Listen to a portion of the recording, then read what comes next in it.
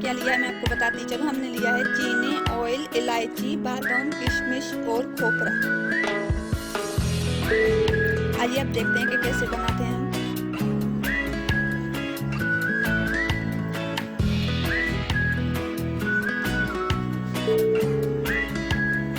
अब हम इसमें डालने लगेंगे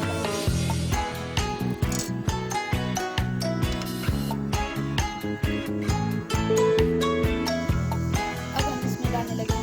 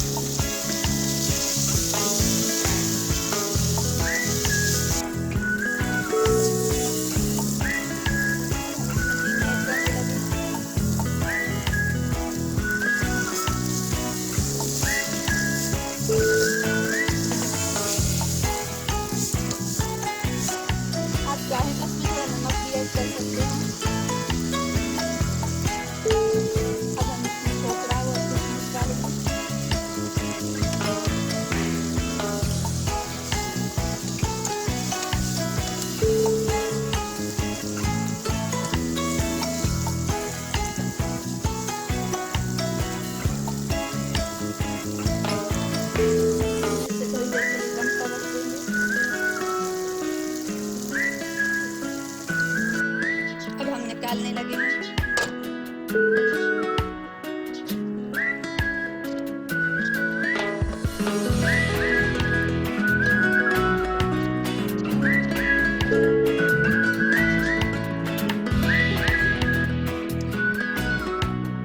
बहुत आसान रेसिपी है, घर में जरूर ट्राई करें और हमें कमेंट करके बताएं। मेरे चैनल को लाइक करें, सब्सक्राइब करें, ज़्यादा से ज़्यादा शेयर करें।